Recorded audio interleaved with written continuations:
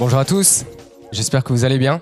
Alors aujourd'hui, je vais vous proposer une aventure dans le monde de la data et de l'IA chez Sanofi. Sans plus attendre, voilà. À quoi ressemble l'univers de la data et de l'IA chez Sanofi? Déjà, ce qu'il faut savoir, c'est qu'il y a 3 types d'IA. On a l'expert AI, qui est un peu notre AI spécialiste, qui va être l'expert. On va avoir le snackable AI, qui est le nouveau monde de la BI finalement. Donc c'est l'évolution de ce qu'on pouvait faire jusqu'à présent en termes de data-driven decisions. Et on va avoir le nouveau-né, on va dire, le Gen AI, qui fait tant parler aujourd'hui. Évidemment, quand on parle d'IA, on parle de data, parce que c'est une chaîne de valeur qui est liée finalement. Et ce qu'il faut savoir, c'est que pour réussir avec l'IA, et notamment dans des multinationales où les réseaux sont assez complexes, il faut créer ce qu'on appelle des data foundations. Ça pourrait être appelé totalement différemment dans une autre entreprise. Ce sont finalement des bases de données harmonisées qui permettent à tous en fait, de parler le même langage via la data. Okay, et donc chez Sanofi, on a décidé de parler le langage des process plutôt que le langage des ERP. Finalement, quand on parle de data, il y a un deuxième layer, on va dire, c'est tout ce qui est KPI et métriques. On peut avoir notre data, mais elle sera potentiellement mal utilisée et des KPI pourront être créés sur les différents réseaux. Donc ce qu'il faut, c'est, sur la base de ces process, harmoniser les KPI et les métriques pour avoir des core global metrics et finalement que cela puisse alimenter notre expert AI, notre snackable AI et le Gen AI.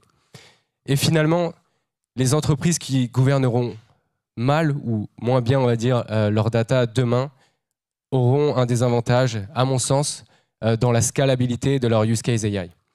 Donc la data gouvernance, évidemment, doit se faire en partenariat entre le métier et le digital. C'est un composant essentiel. Et ensuite, avec l'émergence de l'AI, évidemment, on doit parler de responsible AI. Comment s'assurer que lorsqu'on pose 2 fois la même question à un prompt, il va vous sortir 2 fois la même réponse? C'est un composant essentiel pour adopter l'AI à l'échelle et via la confiance dans des entreprises, notamment pharma, où tout est régulé. Finalement, quand on parle de data et d'AI dans une entreprise pharma, on pourrait se dire à quoi cela sert finalement. L'idée, c'est de principalement sauver des patients ou aider des patients à s'en sortir. Et quand on le sait que donc, la stratégie chez Sanofi, c'est all-in on AI, parce qu'il y a un vrai intérêt à utiliser l'AI pour avoir un impact patient. Pour information, l'ambition de l'entreprise, c'est de réduire par 2 le temps entre la R&D et le déploiement, on va dire, de nos médicaments et de nos vaccins dans les pharmacies et dans les marchés pour atteindre directement les patients. Sachant qu'aujourd'hui, on est principalement sur des latences de 10 ans. L'idée, c'est d'arriver à 5 ou 6 ans. D'accord, très bien. Donc, si on revient sur le sujet Manufacturing and Supply, qui est le sujet que j'adresse particulièrement chez Sanofi en termes de data et d'AI, ce qu'il faut savoir, c'est qu'en fait, on a 4-5 grands composants qui vont tirer nos ambitions. La première, c'est le snackable AI, donc la data-driven decision. Finalement, c'est comment on va permettre à nos sites de pouvoir prendre des décisions basées sur la data et pas sur l'expérience. Et ça, c'est très compliqué quand on parle à des scientifiques qui font le même métier depuis 20-25 ans et qui sont des experts dans leur domaine. Le deuxième problème, généralement, ce sont des problèmes d'optimisation. Comment optimiser des flux? Comment optimiser la recette de cuisine qui est finalement un procédé de fabrication? Un procédé de vaccin, c'est une recette de cuisine finalement. Et donc, il faut optimiser ce process en fonction des matières premières, la qualité des matières premières qu'on peut obtenir et ce qu'on va pouvoir sortir in fine, donc des vaccins et des médicaments. On en parlait, donc la génération documentaire. Le Gen AI nous permet aujourd'hui, et ce n'est pas une chimère, ça existe, je pourrais vous en parler juste après si vous le voulez bien, ça nous permet aujourd'hui de venir automatiser des tâches à faible valeur ajoutée ou des tâches répétitives comme la rédaction documentaire. On sait que dans un environnement pharmaceutique, on a les autorités de santé qui nous demandent de fournir énormément de documentation. Tout ça, ce sont des choses qu'on est capable d'automatiser aujourd'hui et de créer en automatique afin de gagner du temps. Évidemment, quand on parle de supply chain, on parle de prédiction. On doit être capable de prévoir au mieux nos ventes et donc d'éviter les à-coups dans nos stocks. Donc voilà, l'AI nous permet de venir faire de la prévision de vente, faire de la prédiction, anticiper la casse sur nos machines, par exemple. Quand on a des machines, on a un capteur sur une machine, ce capteur-là augmente en température, on doit être capable de stopper la machine à temps via l'AI, via la prédiction, avant que la machine ne casse. Donc voilà, ce sont des use cases, ce sont les 4 use cases principaux, et évidemment, puisqu'on est dans un contexte pharmaceutique, l'audit, montrer patte blanche aux autorités de santé, pour nous, c'est un sujet prédominant. Donc quand on parle de Sanofi, on va penser Doliprane, j'imagine que la plupart d'entre vous pensent à Doliprane. Ce qu'il faut savoir, c'est que Doliprane, c'est une toute petite partie du business Sanofi. Aujourd'hui, notre plus gros médicament qui fait 50% de notre chiffre d'affaires s'appelle Dupixent. Donc Dupixent est un facteur, une pipeline essentielle dans l'environnement Sanofi. Grâce à l'IA, aujourd'hui, nous avons 12 potentiels Dupixent qui pourront être sortis sur le marché en 2027. Je ne sais pas si vous imaginez la magnitude en fait, que cela peut avoir, mais l'impact peut être immense pour les patients, pour soigner les patients, qui est notre priorité numéro 1, mais aussi pour permettre à l'entreprise de scaler. Donc finalement, quand on parle de... Et donc, Manufacturing and Supply est une organisation qui doit être à la hauteur, puisqu'en fait, on fait le lien entre la R&D et le patient. Et finalement, c'est un flux qui doit être optimisé end-to-end. Et donc, c'est ce qu'on tente de faire via la data et l'AI, c'est ce que je vous présentais juste avant. Malheureusement, Sanofi est une entreprise qui a grandi par acquisition, qui a ramené des sites industriels dans son réseau, ce qui fait qu'aujourd'hui, c'est une entreprise complexe, avec des infrastructures complexes, des process complexes. Et donc, malgré tout, on doit répondre à cela via la data. Et je vous assure que c'est un sujet pas si simple que ça, sachant que c'est un réseau qui est étalé dans 28 pays, 30 000 employés, plus de 60 sites, environ 19 sites de distribution. Donc voilà, c'est une entreprise complexe où chaque site est unique en termes d'infrastructure et de process. Donc, quel a été, on va dire, l'historique de la data chez Sanofi? En 2018, il y a eu un big bang de démocratisation de la data chez Sanofi via un data lake basé sur une plateforme AWS S3 pour être tout à fait précis. Mais si vous vous souvenez de la slide précédente, on est dans un contexte complexe où chaque entreprise est unique, en fait, chaque site est unique en termes d'infrastructure. Donc, on remontait dans ce data lake des données complètement brutes, inutilisables. Il y a eu beaucoup de plateformes ou d'applications, de data products qui ont été créées à l'époque, mais chacun était unique. À chaque fois qu'on voulait déployer cette application sur un nouveau site, c'était des efforts de déploiement, des efforts des custom development, désolé pour l'anglicisme, qui étaient obligatoires pour chaque site, ce qui fait que les applications devenaient immaintenables, devenaient très complexes, avaient des coûts de run qui étaient extrêmement élevés. Je ne sais pas si le run, ça parle à tout le monde, mais c'est les coûts de support pour maintenir cette application qui étaient extrêmement élevés. Et finalement, on est devenu une entreprise sur la data de service.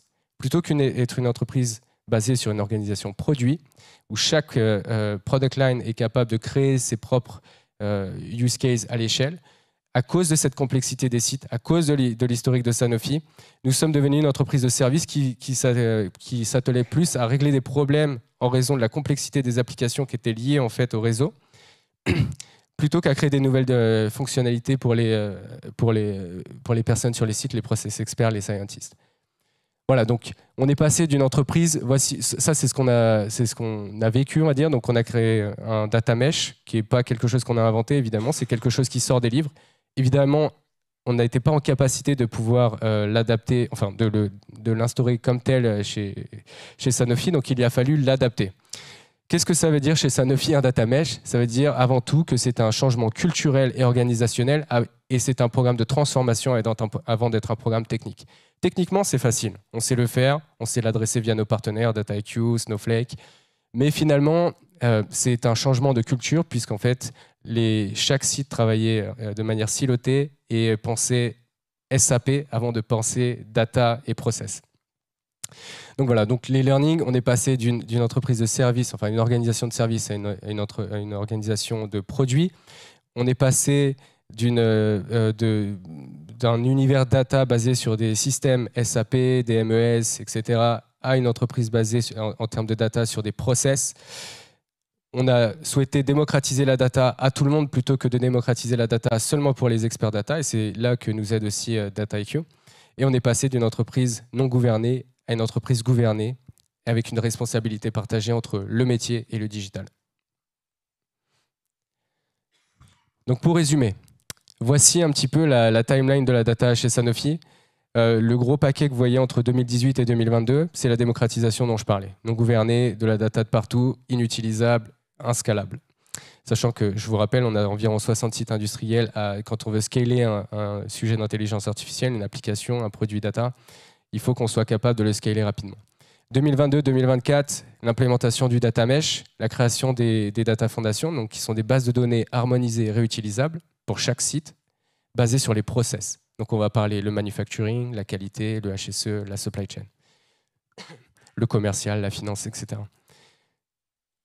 Maintenant, on sait gouverner notre data. On a une organisation au sein du métier qui est dédiée en fait à la gouvernance de la data avec nous. On a une architecture standard dont Dataiku fait partie, Snowflake. Vous verrez, on a un positionnement différent en fait en fonction des personas qu'on adresse, donc des personnes qui vont venir consommer et utiliser notre data. Et à aujourd'hui, on a scalé donc, sur plus de 30 sites, sur 60, donc 50% de notre réseau, environ 5 à 6 use cases AI, qui ont un impact concret en termes de valeur, de ROI, de BOI, vous verrez, on en parlera dans quelques minutes. Ok, très bien. Et du coup, dans 2024-2026, on va continuer cette aventure en créant ce qu'on appelle les metric stores, c'est ce que je présentais juste avant, la data marketplace, qui est un peu le Amazon de la data chez Sanofi, les use case AI et Gen AI at scale qui vont continuer à être créés. Donc, comment nous aide Dataiku dans cette aventure? Ce qu'il faut le savoir, c'est que déjà, si on veut faire ça dans une entreprise comme Sanofi, complexe, qui est large sur plusieurs pays, il faut avoir une architecture standard. Sans architecture standard, si on laisse la main à chaque site de choisir sa plateforme, ce sera immaintenable, inscalable. Donc, ce qu'il faut, c'est, enfin, ce qu'on a fait chez nous, en tout cas, c'est en fonction des personas que l'on adresse, donc des user business, des data analysts, des data scientists, et on va aller jusqu'au-delà, donc tous les data experts, les MLOps, etc.